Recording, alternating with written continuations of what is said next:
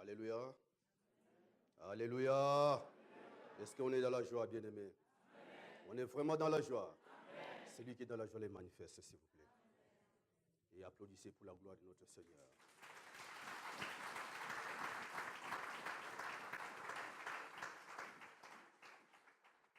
Il est Dieu, n'est-ce pas?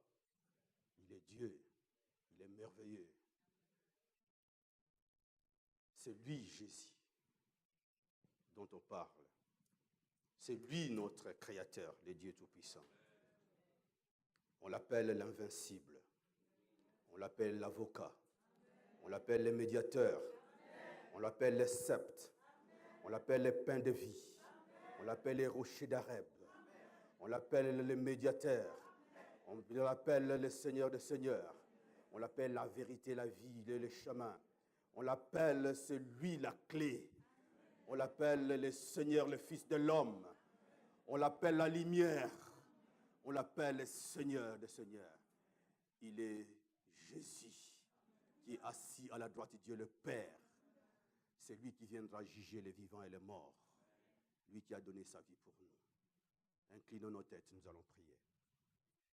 Éternel, roi des gloires, Dieu très saint. Nous te bénissons, te rendons grâce au Seigneur parce que tu es merveilleux, Seigneur. Tu as permis encore que ce moment puisse arriver, Seigneur, dans cette église. Auprès de tes enfants encore réunis en ce moment, qui ont choisi de te suivre, qui ont donné leur vie à toi. Oh Seigneur, donne-leur la force encore aujourd'hui et affermis-les dans leur foi. Afin que personne ne chancelle encore sur le chemin.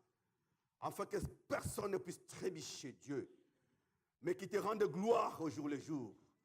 Afin qu'au jour de ton retour, et que tous nous puissions partir ensemble avec toi et fêter avec toi dans les airs et vivre l'éternité, Seigneur, avec toi, car tu es Dieu. Oh Dieu, nous abandonnons ces moments entre tes mains. Père, toutes les églises du monde entier, Seigneur, ceux qui parlent, qui glorifient ton Saint-Nom, qui fléchissent leurs genoux devant toi, Dieu, nous les abandonnons aussi entre tes mains, Dieu, afin que ton esprit puisse prendre le contrôle de tout. Que ton Saint-Esprit puisse mouvoir. Oh Dieu, toi qu'on appelle Alpha et l'Oméga. C'est pour ça que nous disons, Seigneur, en ce moment, Père, que du début jusqu'à la fin, c'est toi qui restes Dieu. On t'appelle Alpha, on t'appelle Oméga, on t'appelle Emmanuel, Dieu parmi nous. Reste avec nous, Seigneur, et prends le contrôle de tout. Je menace tout esprit qui ne confesse pas le nom de Jésus-Christ, Seigneur. Tout esprit d'incrédulité, d'opposition éternelle, de n'importe quelle nature, de n'importe quelle forme, qui se taise maintenant, au nom de Jésus. Je laisse la place au Saint-Esprit d'agir. Père, me voici encore aujourd'hui, inspire-moi. Enlève à moi les sentiments humains. Enlève à moi les caractères humains.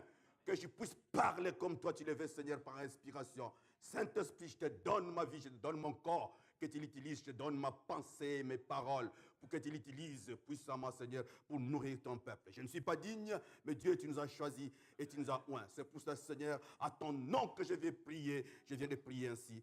Amen. Amen. Que le Seigneur vous bénisse, bien-aimés frères et sœurs. J'ai entendu toujours parler de cette église au travers l'apôtre Fritz, qui est mon père spirituel, qui vient toujours ici. Il m'a annoncé, il m'a dit, si vous y allez là-bas, vous verrez des frères et des sœurs qui louent le nom de l'Éternel. Et ils sont affermis.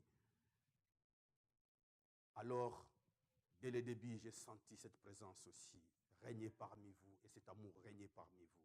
Je glorifie le nom de l'Éternel, qu'il y a encore des gens qui ont accepté de suivre Jésus. C'est pour cela, mes frères et sœurs, ce n'est pas par sentiment que je viens ici.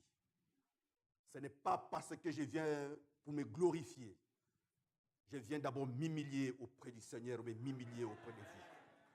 Pour que vous compreniez que le message que je vais dire ne m'appartient même pas parce qu'il m'appartient, mais ça vient du Seigneur. Bien-aimés frères et sœurs, pour me présenter, quand j'arrive dans les assemblées, je ne me sens pas étranger. Parce que je suis dans la maison de mon Père. Je suis parmi mes frères.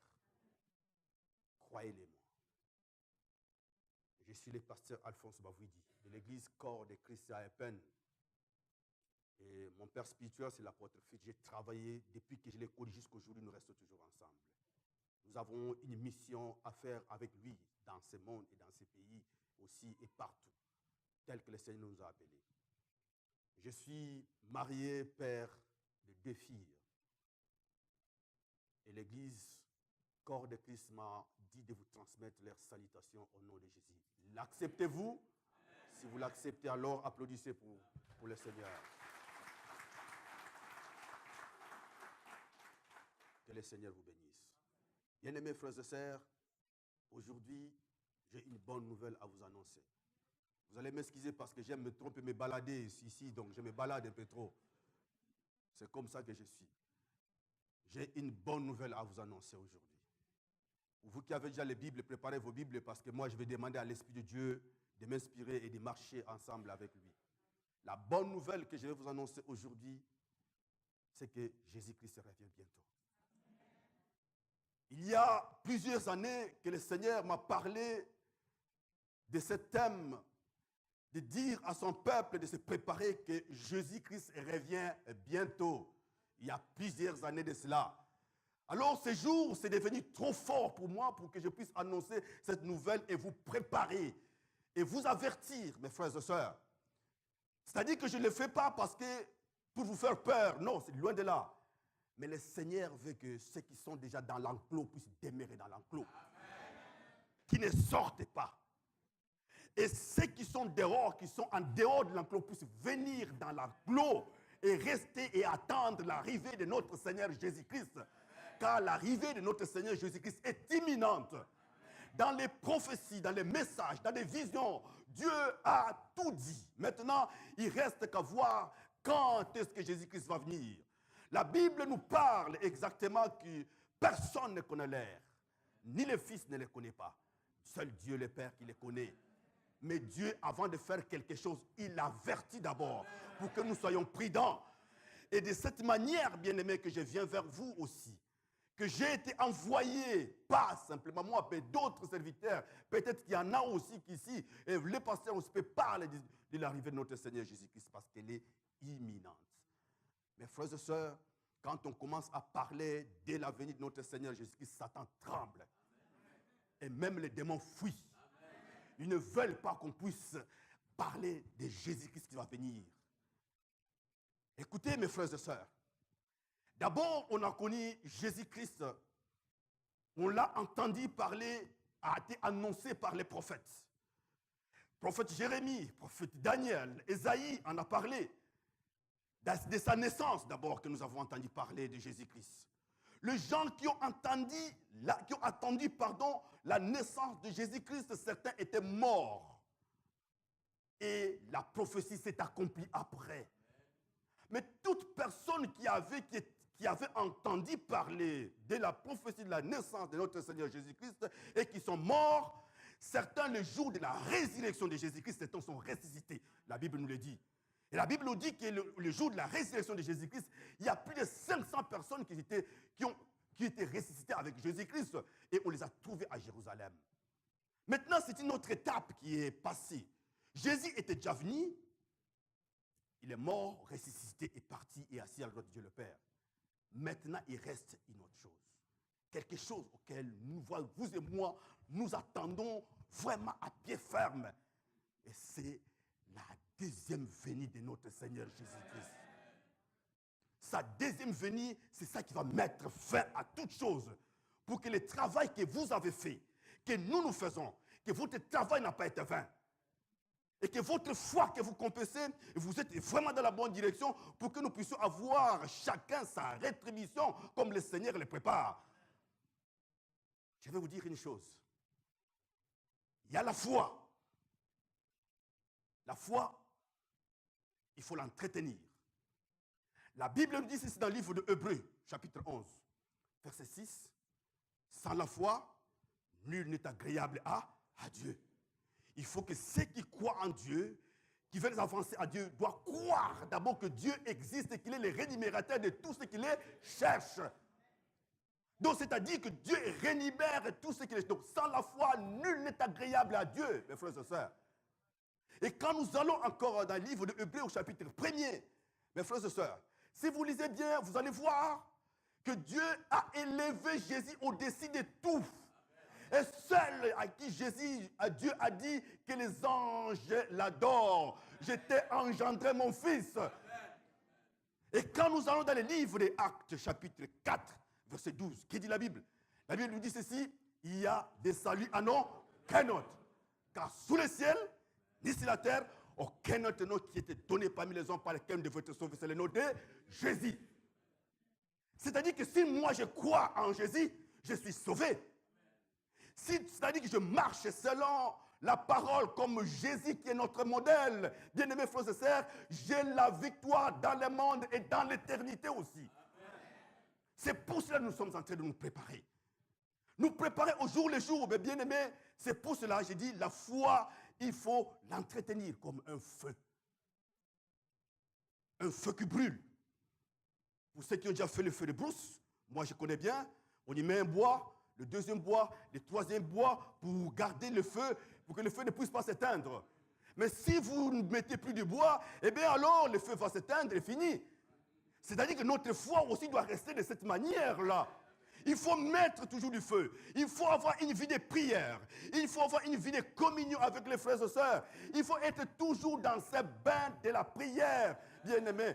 1 Thessaloniciens chapitre 5, verset 17, Christ dit, priez sans cesse. Vous ne pouvez pas vaincre ce monde, bien-aimés, si vous n'avez pas aucune vie de prière. C'est impossible. Jésus lui-même, quand il était ici sur la terre, allait de temps en temps prier. Priez, priez, priez. Alors, qui sommes-nous entre vous et moi? Si le diable a réussi à aller tenter Jésus dans le désert, il aura peur de toi et moi? C'est-à-dire que nous devons rester dans une vie de prière. Comment voulez-vous vaincre ce monde si vous ne priez pas? Comment voulez-vous vaincre si votre foi s'affaiblit? Il faut entretenir la foi. Sans la foi, nul n'est agréable à Dieu. Je parle de la foi. Maintenant, je parle du salut. Le salut, il faut le travailler. Actes chapitre 4, verset 12, nous avons dit ceci, il y a des saluts à non, à aucun. Ces saluts, il faut les travailler. Travailler les saluts exactement comme un arbre qu'on doit entretenir tous les jours afin qu'il ne meure pas. J'ai toujours pris un exemple pour dire, vous savez, nous avons les tickets du royaume. Chacun de vous en a. Parce que vous avez accepté Jésus comme Seigneur et Sauveur. Et vous êtes sûr que si aujourd'hui Jésus vient, eh bien nous serons partis avec lui. Mais ne perdez pas ces tickets. Ne vous réjouissez pas encore aujourd'hui. Mais il faut commencer à bien garder ces tickets. Vous savez, si vous avez acheté un billet du match de football, vous avez les billets et le match va se jouer dans 2-3 mois. Et si vous êtes fanatique de football, moi je ne le suis pas. Les fanatiques de football, ils gardent jalousement leurs billets. Et certains, ils achètent même une année en avance, comme on a vu voir la Coupe mondiale qui s'est jouée, je sais pas, au Brésil. Et on voyait des scandales et des scandales, les gens qui dépensaient des millions et ils gardaient leurs tickets très bien. Jusqu'au jour du match. Et là, ils pouvaient se réjouir ensemble avec les joueurs, voir les joueurs en face comme ça. Et notre salut est exactement la même chose. C'est-à-dire que quand nous avons déjà les tickets qui vont nous amener dans le royaume dessus, il faut les garder. Hein. Il faut vraiment les travailler. Faites attention, bien-aimés. Ne vous réjouissez pas, dites non, j'ai acheté déjà mon ticket, je ne le perds pas. Alors, qu'est-ce qui se passe? Si vous n'êtes pas encore arrivé à cette date-là, il faut faire attention. Vous serez content quand la date arrivera et que vous entrez dans votre terrain de football et que vous avez regardé tous les matchs et finalement vous sortez, vous dites « Waouh, les matchs étaient bien ».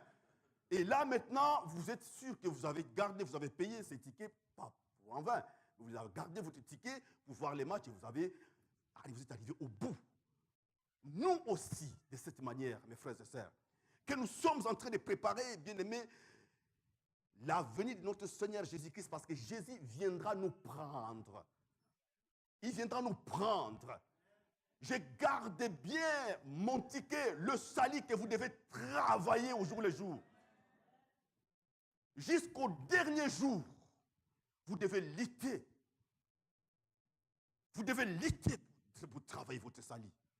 Il y aura des embûches, il y aura des tracasseries, il y aura des pressions, il y aura beaucoup d'obstacles. Mais Christ a dit ceci, ne craignez pas le monde car moi j'ai vaincu le monde. Amen. Ne craignez pas le monde car moi j'ai vaincu le monde. Donc si Christ a vaincu le monde, moi aussi je vais vaincre le monde. Et Paul vient de nous rappeler encore un mystère. Il dit, Christ en moi c'est l'espérance de la gloire. C'est-à-dire que si Christ est en nous, eh bien c'est l'espérance de la gloire, bien-aimés frères et sœurs. Les salis, il faut les travailler. La foi, il faut l'entretenir. Et j'ajoute encore la troisième chose, le cœur. Le cœur. Proverbe 4, 23, que dit la Bible? Garde ton cœur plus que toute autre chose, car c'est de là viennent toutes les sources de la vie. C'est-à-dire que dans nos cœurs, là où il y a un dépôt, le sentiment, le caractère, tout ce qui fait de nous un homme, le cœur, il faut garder que notre cœur ne puisse pas avoir des immondices du monde, mais que le cœur, notre cœur soit habité par la pensée de Christ en nous. Que dans notre cœur qu'on trouve, oui, c'est Christ qui agit dans notre cœur. Et j'ai donné ma vie, j'ai donné mon cœur à Jésus-Christ. Quand vous aimez quelqu'un, il faut lui donner son cœur. Amen. Amen. Je me rappelle bien quand nous étions au collège, chez les prêtres, à l'âge très jeune, nous nous amusions un peu avec les jeunes filles. Vous voyez? On s'écrivait un peu de lettres. Les jeunes filles, savent ça bien. Ils sont passés tous sur ce chemin. Alors, pour témoigner à quelqu'un qu'on aime, et ça se fait jusqu'à aujourd'hui, hein, on met un cœur, tu lui donnes. Mais ce cœur, c'est d'une manière en papier, vous voyez? Des fois, ça ne reflète pas la vérité. 2 après 3 jours, ça se casse. Mais le cœur qu'on donne à Jésus, c'est dans la vérité et c'est pour toujours. C'est pour ça que Dieu dit dans sa parole, dans les livres de Deutéronome, chapitre 20, il dit ceci. Tu aimeras ton Dieu de tout ton cœur, de tout ton et de tout ta. Bien-aimé, c'est cela que Dieu veut. C'est-à-dire que la foi, le salut et le cœur, tout doit être bien entretenu. Je ne voudrais pas avoir quelque chose qui doit m'embêter dans mon cœur. Et si dans votre cœur vous êtes libre, et si dans votre cœur la pensée de Jésus est là, vous devez briller dans ce monde, vous devenez la lumière du monde. C'est comme ça que nous devons marcher. La foi, le salut, et alors, je dis, et notre cœur. Tout ça doit nous amener à entretenir ces choses pour que Jésus-Christ, quand il viendra, nous allons partir avec lui. Mes frères et sœurs, il y a beaucoup de révélations que j'ai eues. J'ai eu la grâce, pas pour me glorifier, j'ai eu la grâce que Dieu m'a montré des choses, des multiples choses de ce monde qui se font. Je vous dis, j'ai horreur aujourd'hui. Et quand je regarde tout ce que le Seigneur m'a dit et je vois dans ce monde, c'est terrible, mes bien-aimés frères et sœurs. Voyons, lisons la Bible dans le livre de Matthieu, chapitre 24. Est-ce qu'on peut projeter chapitre 24, verset 37? Matthieu, chapitre 24, verset 37. Lisons paix. Ce qui arriva du temps de arrivera de même à l'avènement du Fils de. On peut encore descendre? Car le jour qui précédèrent les déluges, les hommes mangeaient et buvaient, se mariaient leurs enfants jusqu'au jour où Noé entra dans l'arche. Et c'est ce qui se passe encore aujourd'hui. Les gens ont oublié la parole de Dieu. Les gens ont oublié cette vie de sanctification. Ils se donnent aux choses du monde. Pour eux, il y a des fois Dieu n'existait pas. Pour eux, ils disent que vous les chrétiens, vous êtes des hommes qui sont dépassés. Surtout quand on voit une jeune fille, un jeune homme qui va à l'église, oh, il devient objet de moquerie de ses amis. Bien-aimés frères et sœurs, les jours-là, ne vous en faites pas. Quand ils vont crier, ça sera trop tard. Mais nous qui avons accepté, mes bien-aimés, Christ et qui marchons selon la parole de Dieu, soyez prudents et que personne ne vous trompe, personne ne vous détourne sur ce chemin. Car aujourd'hui, quand on parle de Jésus-Christ, ça devient un sujet tabou. Sortez dans la rue. Allez essayer un peu de parler de Jésus-Christ. Essayez un peu de parler de Dieu. Vous rencontrez, je ne sais pas, vous qui avez cette audace d'aller prêcher dans la rue, et moi je l'ai fait aussi, je vous assure, c'est terrible, c'est terrible. Comment le monde est perdu. Comment le monde est perdu. Ils ont oublié qu'il y a un créateur qui existe. Ils ont oublié qu'il y aura un événement majeur que nous attendons, alors ils sont perdus. Et c'est ce qui s'est passé aussi au temps de Noé. Les gens y mangeaient. Vous les verrez dans les boîtes de nuit. Vous les verrez partout. Ils font tout ce qui est immoral. Tout ce qui est immoral. Alors ils sont devenus tous, je vous assure, plus que les hommes qui ont habité Sodome et Gomorrhe. Les péchés d'aujourd'hui, je vous assure, les péchés aujourd'hui est devenu pire que les gens qui ont habité Sodome et Gomorrhe. Les péchés aujourd'hui est devenu pire que les gens qui ont conçu la tour de Babel. Dieu s'est repenti dans le livre de Genèse 6. Vous voyez, quand il a créé l'homme, Dieu s'est repenti d'avoir créé l'homme. Mais aujourd'hui, c'est devenu encore pire, mes frères et sœurs. Qu'est-ce que nous ne constatons pas aujourd'hui dans ce monde, mes bien-aimés? Mais où allons-nous? Où allons-nous? Il y a des gens qui disent, oui, c'est comme ça, la modernité, oui, c'est comme ça, la démocratie, oui, c'est comme ça, parce qu'ils font un peu de la morale. Non, il n'y a pas de morale. La parole de Dieu reste là, parole.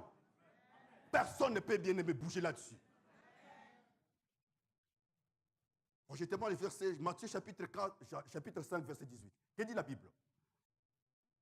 Matthieu chapitre 5, verset 18. Car je vous dis, en vérité, tant que les ciels et la terre ne passeront point, il ne disparaîtra pas de la loi un seul iota ou un trait de la terre, de la lettre, jusqu'à ce que tout soit accompli. Il ne disparaîtra pas dans cette parole-là quelque chose. Il faut que tout ça s'accomplisse.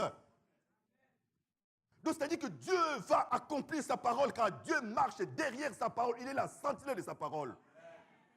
Les gens cherchent aujourd'hui à disculper, à se cacher, à mettre un peu de la pommade sur les péchés. Non, bien-aimés, le mal reste le mal et le bien reste le bien.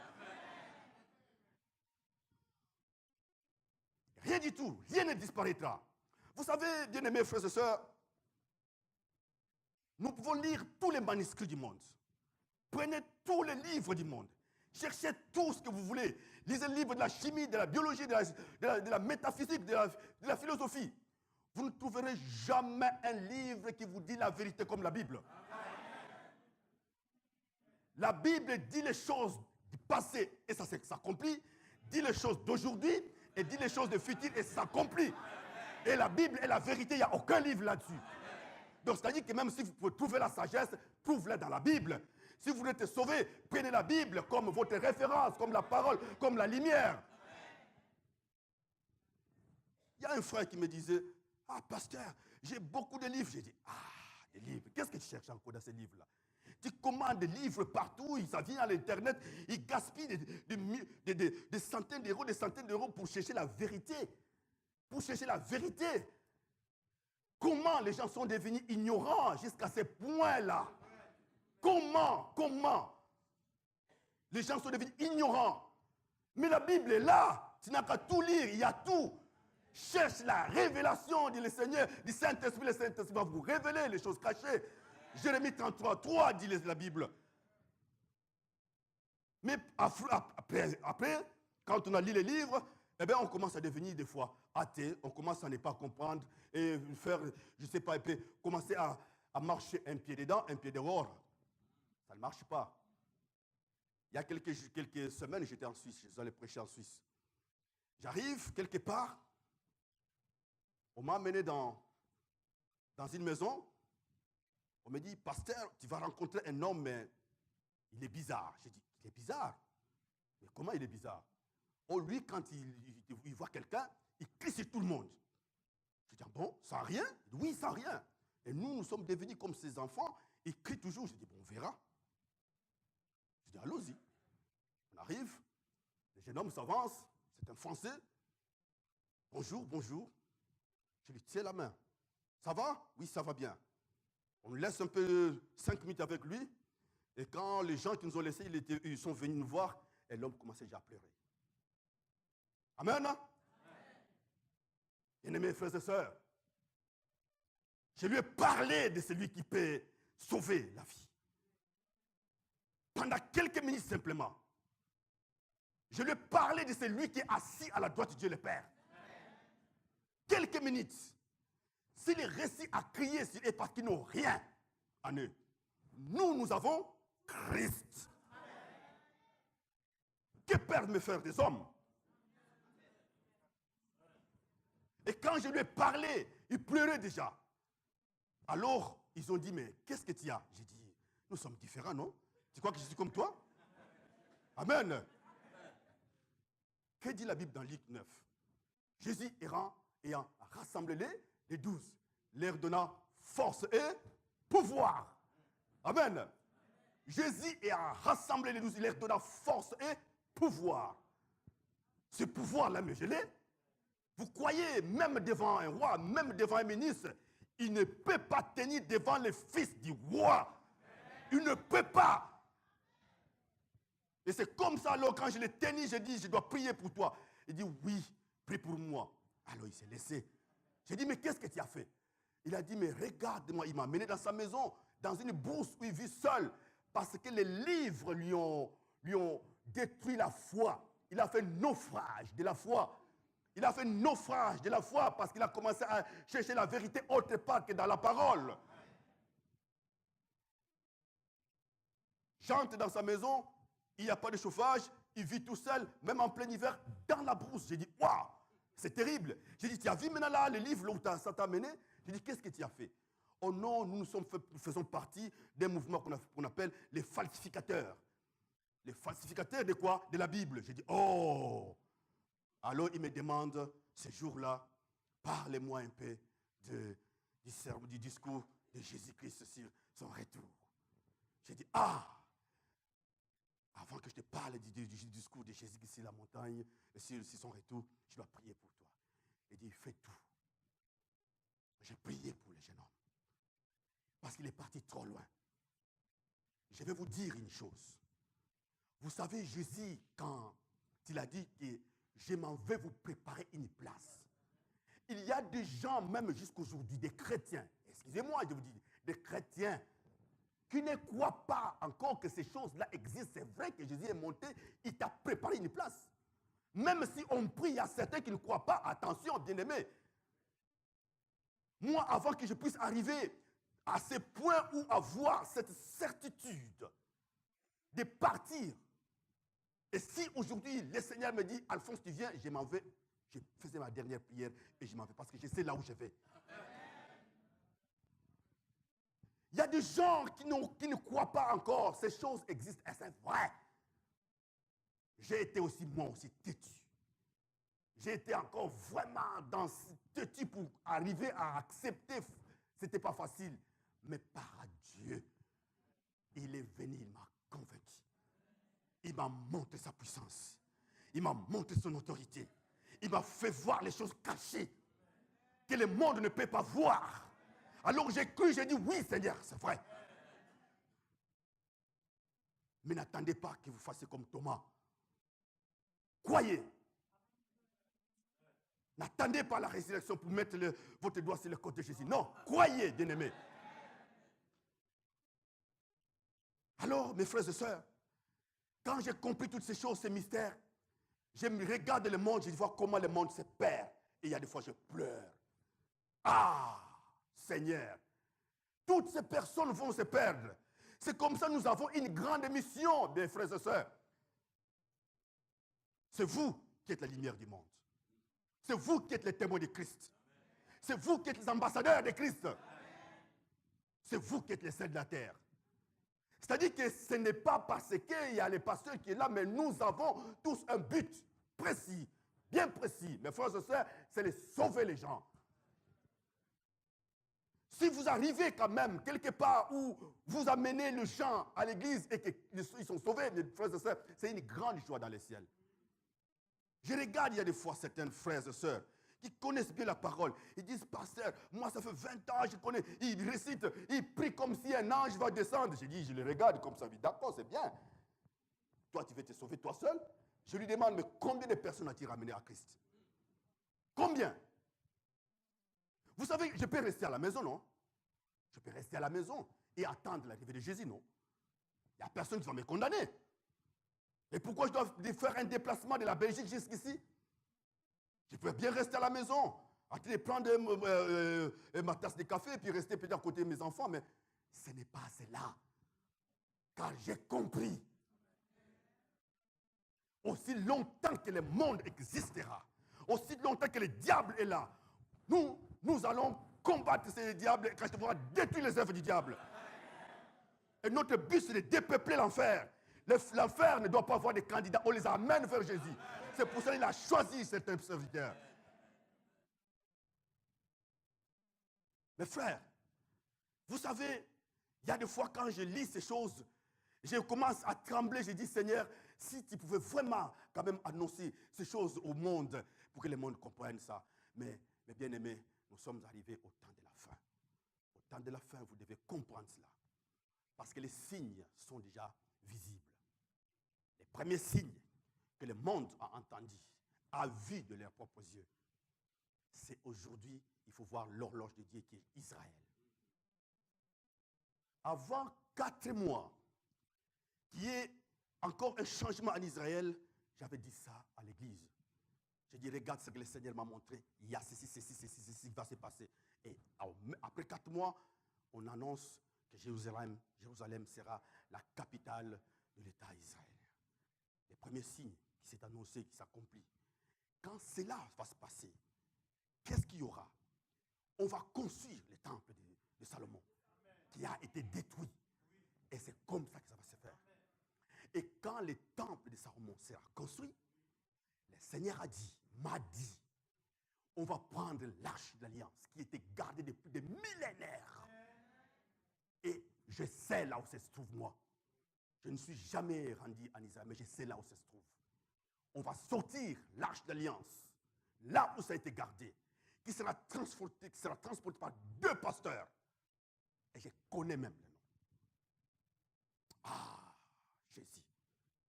2 pasteurs qui transportent, seront des sacrificateurs sur les épaules. On va faire asseoir, on va les mettre dans les lieux très saints. Et quand le jour on va faire entrer l'arche d'alliance dans les lieux très saints, il y aura un tremblement de terre. Et quand le tremblement de terre va se passer, à ce moment-là, sachez-le bien, qu'on verra l'Antichrist aller s'asseoir là-bas, mais on ne va pas les déceler en ce moment. Quelque temps après, il y aura un enlèvement. Après l'enlèvement, dans l'enlèvement, la Bible dit ceci, on va fêter avec Jésus pendant 7 ans. Amen. Pendant 7 ans, on va fêter avec Jésus. Ces 7 ans sera divisé en 3 ans et demi, 3 ans et demi. Mais au cours de ces 7 ans, après que l'enlèvement s'est passé, il y aura aussi l'ouverture des 7 sceaux dont parle la Bible. Quand l'ouverture des 7 sceaux va se passer, c'est-à-dire qu'il y aura des périodes dures. Alors, bien mes frères et sœurs, après l'enlèvement, il y aura la période de la grande tribulation qui va commencer à ce moment-là.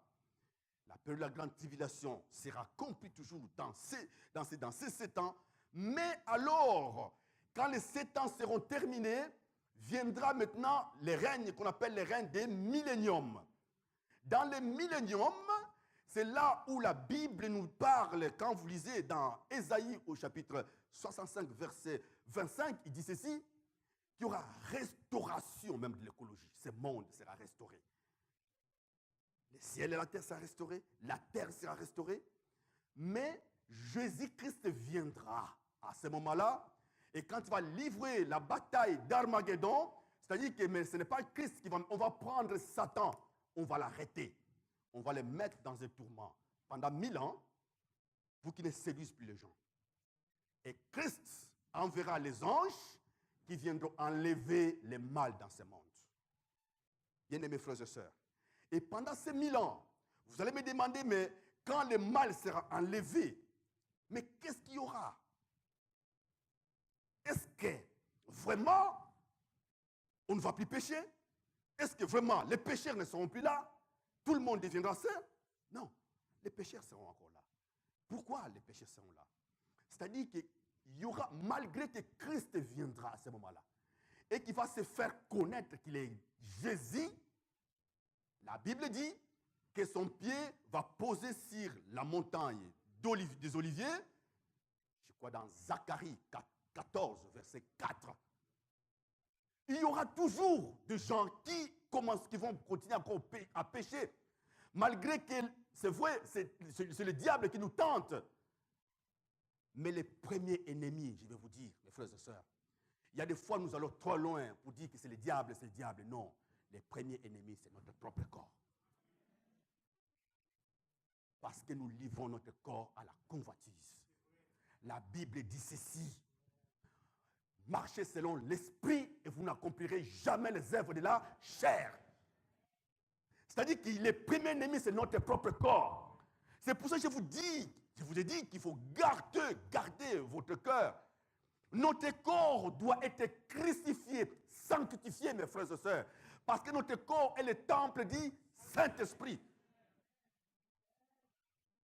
Comment voulez-vous un chrétien qui va se livrer à la débauche?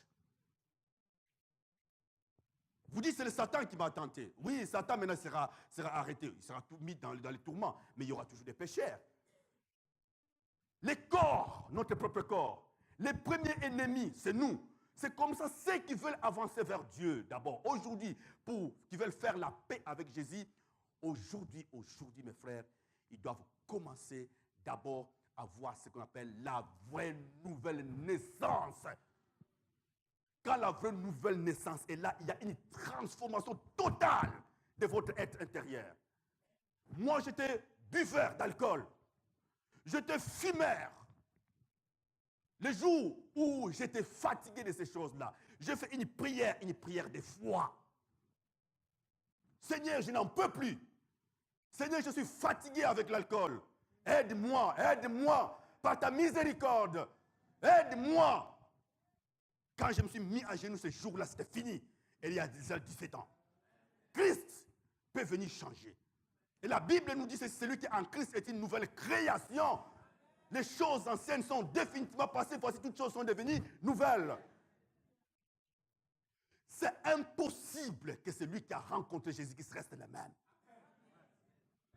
C'est impossible.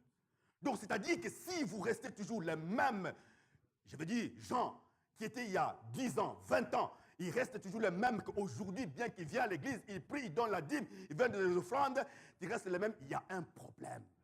Il y a un blocage. Cherche l'homme de Dieu et parle. Et si vous ne savez pas parler, confesse. On va t'aider. Et quand on va vous aider, on va prier, on va demander la nouvelle naissance pour que tout soit totalement abandonné. Bien aimé, ça ne veut pas dire que vous allez pécher, vous n'allez pas plus pécher. Vous pouvez pécher, mais inconsciemment. Inconsciemment. Et vous demandez pardon. Parce que quand le Saint-Esprit est là, il éclaire tout.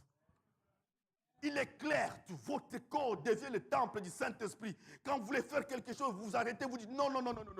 Je ne peux pas faire mal à mon Seigneur qui a été crucifié. Nous ne sommes pas des esclaves. Vous allez dire que non, Dieu ne nous a pas tenus esclaves. Dieu nous a donné la liberté, mes frères et sœurs. C'est-à-dire que tout ce que Dieu a dit, il les fera. Que dit la Bible dans le livre de Nombres 23? Est-ce qu'on peut projeter, mon frère? Que dit la Bible, Nombre 23? Nombre 23? Balaam dit à Balak, Nombre 23, 19, j'allais dire. 19.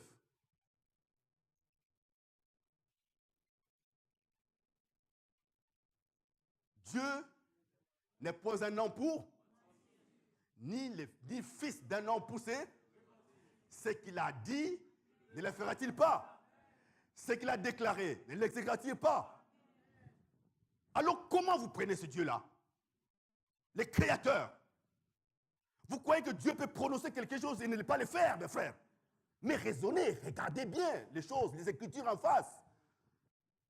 Si nous comprenons et nous croyons à cela, si vraiment nous marchons selon la parole, tout ce que Dieu a dit, il le fera. Toutes ces promesses vont s'accomplir. Même si ça dure longtemps, vous dites, oui Seigneur, oui, attends. Même si quand tu pries, tu ne vois pas de réponse. Attends. La patience est parmi les fruits de l'esprit, Galates 5. Lisez bien. La patience est parmi les fruits de l'esprit. Attends. Jésus n'était-il pas avec les apôtres dans la bâche? Il menaçait encore d'enfoncer la bâche. Et Pierre qui s'est levé, Seigneur, nous allons mourir. Et Jésus dormait. Seigneur, nous allons mourir. Et ils ont oublié qu'ils étaient avec un Dieu. Amen. Est-ce qu'un Dieu peut mourir? C'est beaucoup de pierres parmi nous aussi. Hein? On prie. Est-ce que vraiment Dieu n'est pas à côté de toi? Si vous voyez que vous priez et que vous êtes vraiment dans la vérité et que le Seigneur ne répond pas, c'est-à-dire qu'il n'y a aucun danger. Amen. C'est qu'il n'y a aucun danger. Attends, dors. Moi, je ne m'en fais pas. Et ma femme me connaît très bien. Je vous assure, jamais. Tout ce qui peut arriver, même si je vois comme ça, rien du tout, je dis ça, rien du tout. Mais le Seigneur est là, non? Vous croyez que Dieu peut m'abandonner? Qu'est-ce que Dieu peut abandonner son fils? Le croyez-vous? Lisez Nombre 23, 19. Il est là, il veille sur lui, sur nous aussi. Job a essayé de parler avec Dieu quand il commence à s'inquiéter. Oh, bien-aimé, c'est terrible. Quand vous prenez la Bible et vous lisez Job 37, 38, c'est terrible. Job commence à s'inquiéter sur son état. Le Seigneur lui a dit, maintenant Job, je te vais t'interroger et réponds-moi. Qui a fermé la porte à la mer de ne pas envahir la terre? Qui a suspendu le ciel avec ses... Qui a fait ça? Qui fait lever le soleil? Qui fait coucher le soleil? Qui a créé toutes ces choses? Étais-tu là quand je l'ai créé? Oh, bien-aimé, c'est terrible. C'est Dieu le créateur, c'est lui, l'éternel. Donc il restera toujours Dieu, alors ne doutez de rien. Sa main reste sur nous.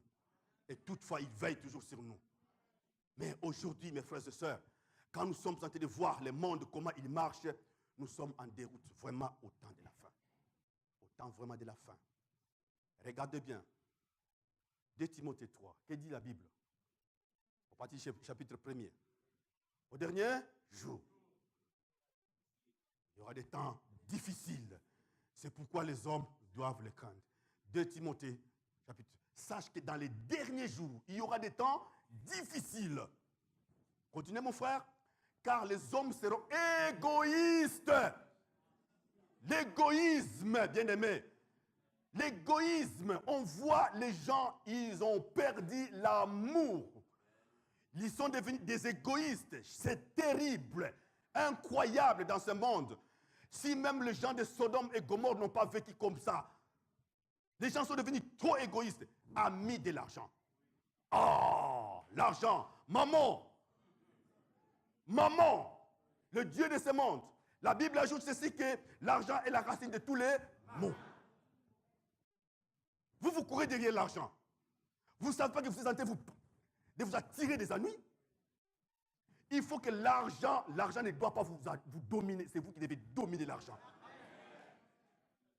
Moi, je ne cours jamais sur l'argent. Il y a un frère à l'église qui est venu parce qu'il y avait un moment où je ne travaillais pas. Il est venu avec une enveloppe comme ça. Il dit, on va voir les pasteurs. Si moi, comme il ne travaille pas, on va lui tendre un piège. Il vient avec une enveloppe, boum, pasteur, ça c'est une enveloppe pour vous. Comme vous ne travaillez pas, prenez cette enveloppe. Moi, je dis, on va prendre quelque chose, je vais d'abord consulter mon père. J'ai prié. Dieu me dit, Alphonse, ne touche pas à cette enveloppe, même 1 euro. Ah, je rentre à la maison, ma voiture tombe en panne. Dieu d'amour. Je n'ai pas d'argent, comment il faut réparer la voiture? Mais l'enveloppe est là. Mais Dieu m'a dit, ne touche pas à cet argent. J'ai dit oui, je t'obéirai jusqu'à là, à la fin, Seigneur. J'ai commencé à partir à l'église à pied. 3 mois. À pied. À pied. Ses frères, ils disaient, mais, sûrement, le pasteur a déjà mangé l'argent. Oh là là. Quand on est loin, quand on est choisi, on ne peut pas, bien aimé, trahir. Je ne peux pas trahir ma foi à cause de l'argent. L'argent, c'est les racines de tous les maux. Je ne trahirai jamais ma foi. Jusqu'à la mort, jamais.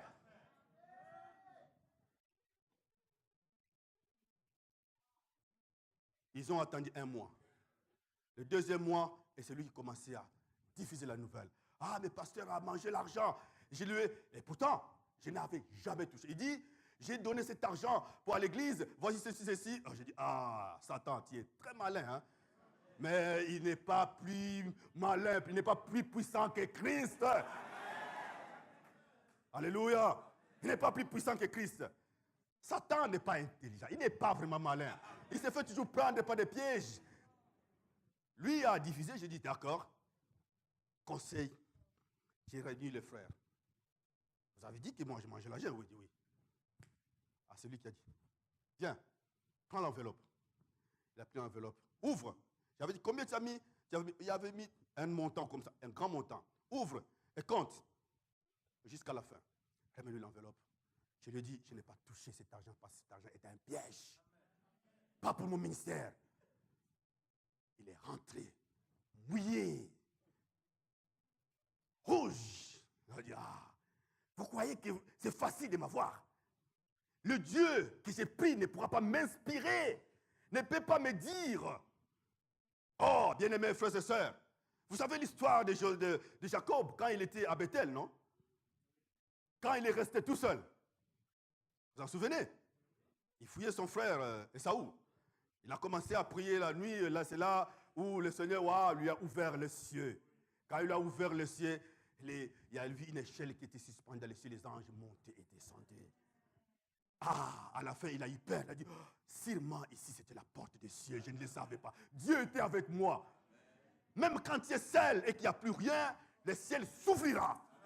Et tu verras les anges descendront pour te réconforter, pour te donner la vie. Et c'est ça que moi j'ai fait aussi. Et quand je lui ai remis l'argent, il a dit, oh, pasteur, toi tu es terrible. Mais comment tu es? J'ai dit, ce n'est pas moi. Ce n'est pas moi. J'ai dit, cherche encore ailleurs. Si Satan savait qu'en tuant Jésus, il serait mis KO, il ne l'aurait pas fait. Mais dans la tombe, quand ils ont vu, le problème est fini avec Jésus. À la résurrection. À la résurrection. Oh, c'était terrible, mes frères et sœurs. À la résurrection, c'était terrible. Et c'est jusqu'aujourd'hui, mes frères. Nous sommes les enfants. Nous sommes les enfants de la lumière. C'est-à-dire que nous marchons dans la vie, nous combattons dans la victoire et non pour la victoire. La victoire, c'est à vous. Quels que soient les problèmes, le monde ne peut pas nous imposer leurs lois. Nous resterons toujours stricts avec notre parole. Et c'est comme ça que nous allons attendre l'arrivée de notre Seigneur Jésus. Les gens sont devenus égoïstes, amis de l'argent, fanfarons. Aucun. Mon Dieu, blasphémataire. Le nom de Dieu, on blasphème partout. Mais, mes frères et sœurs, laissez-les. Laissez-les blasphémer le nom de Dieu. Il y a un temps pour tout. Ecclésiaste le dit. Il y a un temps pour tout. Rebelles à leurs parents, ingrats, irréligieux. Avance encore, mon frère. Aimant plus, car vous savez bien vous-même que le jour du Seigneur viendra comme un voleur. Là, vous avez sauté. Vous n'êtes pas là. Chapitre 3. Ouais, ça va. Aimant plus les plaisirs. La Bible dit. Aimant plus les plaisirs. Aimant plus les plaisirs. C'est-à-dire qu'il y a des gens qui commencent à aimer les plaisirs de ce monde. Comment il faut satisfaire son corps. Tout ce que vous pouvez faire, si ce n'est pas pour la gloire de Dieu, vous péchez. On ne vit pas pour nous-mêmes, on ne meurt pas pour nous-mêmes. Nous mourons, nous vivons pour Dieu et nous mourrons pour Dieu. Même si tu manges pour Dieu. Donc tout ce que tu peux faire, si ce n'est pas pour la gloire de Dieu, mon frère, ma soeur, tu es en train de pécher. Ça ne sert à rien. Tu es en train de te glorifier toi-même. Tu vas dire, je vais courir pour aller voir la beauté. Je vais courir derrière la beauté. Cours derrière la beauté. Je vais courir derrière l'argent. Cours derrière l'argent. Mais sache-le bien que chaque chose a son temps. Le temps de Dieu viendra. Et ce jour de la venue de notre Seigneur Jésus-Christ, ça sera le jour de la colère de Dieu. Je vais vous dire une chose. Si aujourd'hui vous attendez Jésus-Christ, il y a des gens qui attendent Jésus-Christ comme un sauveur. Amen. Mais il y a certains qui les verront comme un juge. Ils les verront vraiment comme un juge. Parce qu'il viendra aussi pour juger ce monde aussi. Il y a trop de choses que vous-même vous êtes en train de vivre, de voir. L'immoralité est arrivée au point culminant. Les hommes et les hommes se marient. Les femmes et les femmes se marient. Les hommes avec les bêtes se marient. Oh mon Dieu, où sommes-nous? Dans certains pays, je vous assure, on a diminué l'âge de la majorité des enfants. 15 ans. Et ici en France, j'avais entendu que certains qui commencent à réclamer 13 ans même. Waouh, Dieu d'amour. Mais c'est la pédophilie, ça. Est-ce qu'un peuple qui a été enseigné doit vivre comme ça? Bien-aimés frères et sœurs, toutes ces choses que nous sommes en train de voir, les Écritures commencent à s'accomplir. Un jour, j'ai parlé un peu de ça, c'est la venue de notre Seigneur Jésus-Christ à un couple des Allemands, vieux, des vieux Allemands. Ils sont très vieux, des personnes bien âgées. Quand ils m'ont entendu, ils ont dit, jeune homme, tout ce que tu dis est vrai. Alors on va te poser la question. Pourquoi dans ton pays, les gens meurent? Pourquoi dans ton pays, les gens souffrent? Pourquoi dans ton pays, il y a trop de morts? J'ai dit, bon, moi aussi je vous retourne la question. J'ai dit, bon, je vais vous emmener un petit voyage. J'ai dit, allons maintenant à New York. Je lui ai dit, vous savez là où on vend des objets aux enchères? Un morceau d'étoffe, des gants, par exemple, d'une star qui est mort ou un homme célèbre. Vous savez combien ça coûte d'abord un morceau d'étoffe? Ça coûte des millions et des millions, n'est-ce pas? Il dit oui. Maintenant, regardez bien dans votre pays aujourd'hui. Je lui ai dit, regardez bien dans votre pays. Vous avez des immeubles vides. Mais pourquoi vous trouvez encore des gens dans la rue encore aujourd'hui?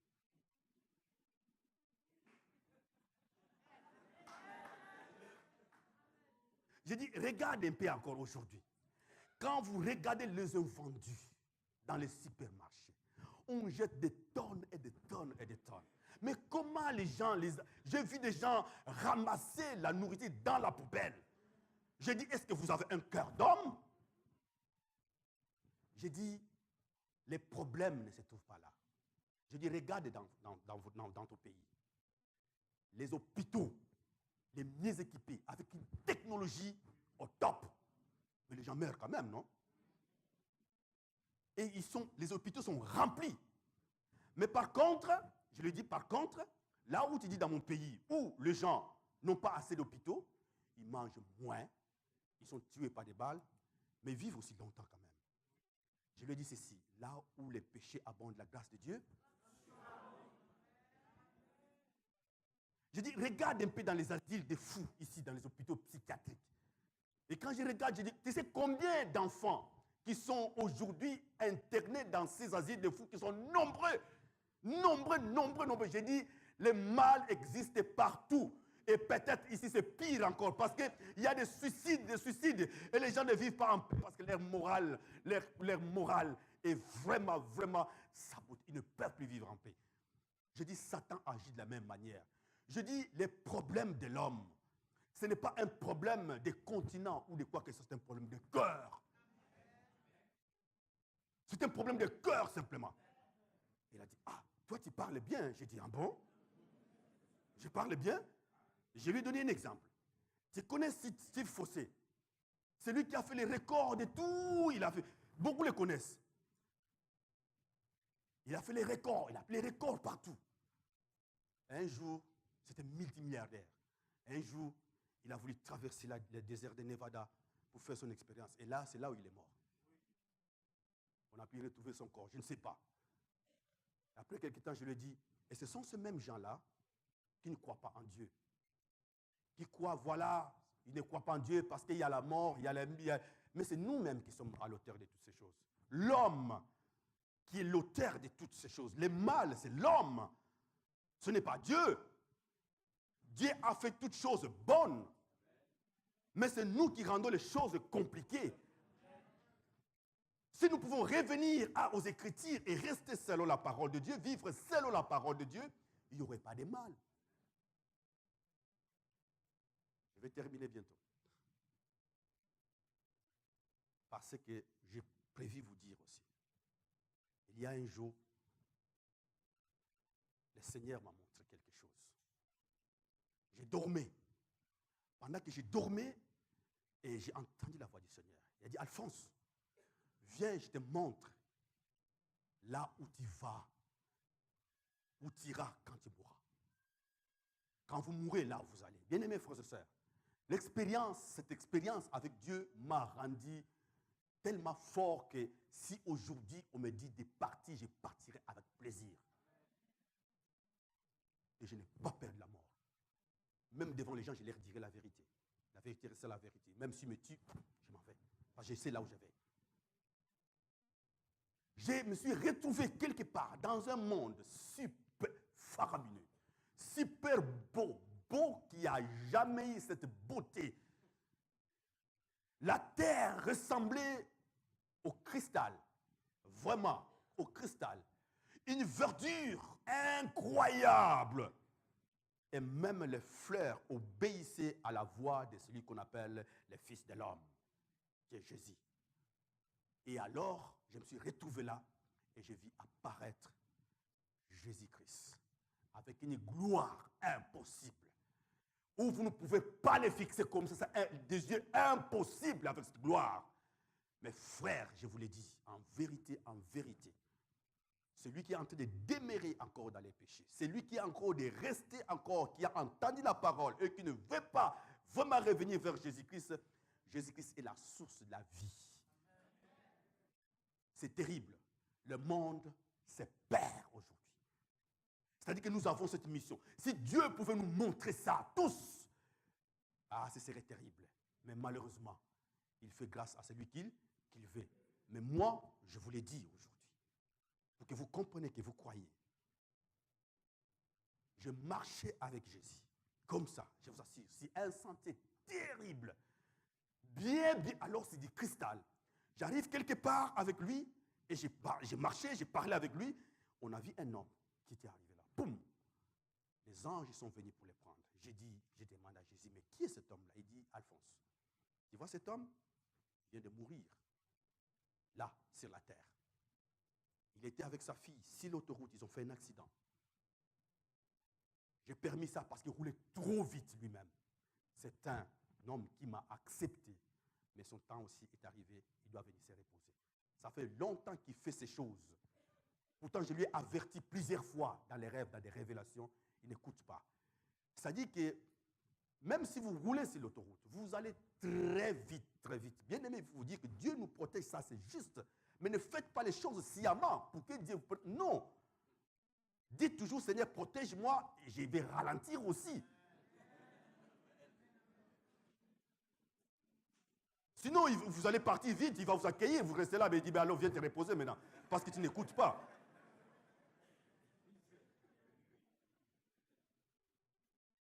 Il me dit, il était avec sa fille. Alors, mais sa fille va venir bientôt. Les anges sont venus, ils ont porté cet homme, ils l'ont amené. Je dis, mais Seigneur, on l'amène. Il dit, non, il va me laisser reposer. Mais tu verras, sa fille va arriver bientôt. Et on marchait quelques mètres après, boum, on a vu encore la fille qui est arrivée. Je dis, et la fille, quand elle s'est réveillée, elle est venue tomber sur mes bras. On est des chrétiens. Et croyez aussi que moi, j'étais mort. Et moi, je n'étais pas encore mort. Il m'a pris sur les bras. On est des chrétiens. On commence à se réjouir. Ce lieu-là est beau. Mais je vous dis de ne pas aller si vite. Hein. Il faut attendre. Amen? N'allez pas si vite comme ça. Attendez votre temps. Parce que quand je dis que c'est beau, les gens disent, ouais, je vais partir. Non, ne le faites pas. Vous avez une mission. Attendez.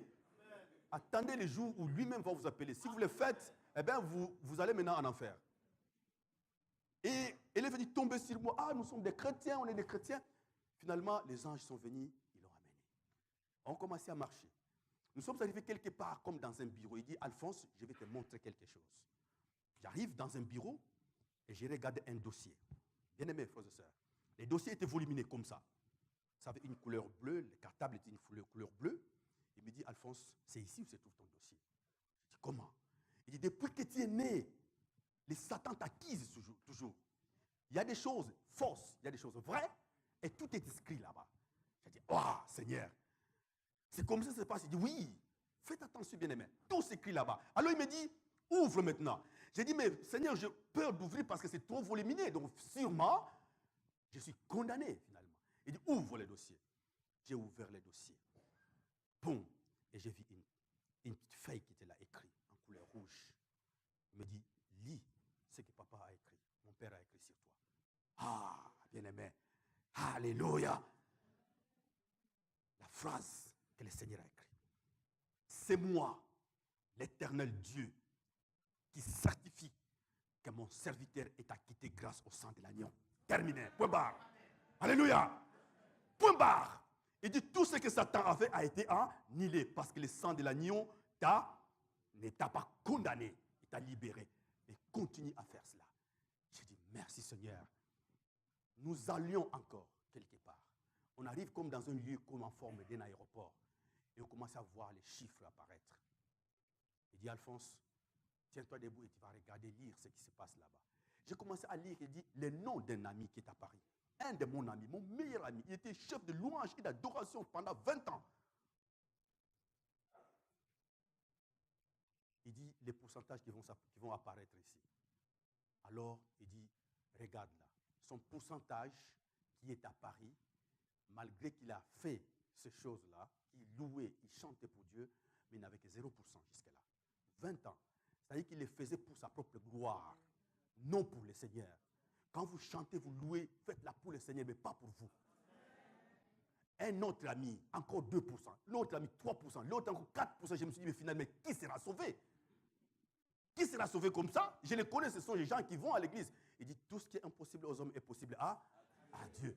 Alors il dit, tu verras aussi ton pourcentage apparaître. Et quand j'ai vu mon pourcentage apparaître, il a dit, je vis 72%. Je dis, oh! Donc jusque-là, je n'ai que 72%. Il dit, oui, tu n'es pas encore arrivé. Je dis, mais qu'est-ce que je dois faire maintenant pour arriver? Il dit, va, forme les jeunes serviteurs qui doivent dire la vérité. Et quand ils diront la vérité, et bâtis encore les églises. Quand tu auras terminé, je te prendrai, tu viendras ici avec moi. Alors il a ajouté, mon père a fait ce monde comme une maison à étage. C'est-à-dire, à étage comme ça. Alors on est arrivé quelque part, il me dit, conforme d'une montagne, regarde ce chemin. Je regarde le chemin qui a mené en enfer. C'est terrible. Et sur ce chemin, il y avait une sœur de l'église qui était là, que moi-même j'avais baptisée, qui a régné sa foi, qui commence à suivre les marabouts, les idoles, les fétiches et toutes autres choses là, et les hommes. Alors il me dit, va lui dire demain. Je me suis réveillé, je suis parti à l'église, j'ai dit à ce sœur, regarde là où tu es en train de partir. J'ai prié pour lui, mais malgré ça, elle est perdue aujourd'hui. Gardez votre foi, mes frères et sœurs. Gardez votre foi. Travaillez votre salut. Travaillez votre salut. Gardez votre cœur. Parce que le Seigneur veut venir.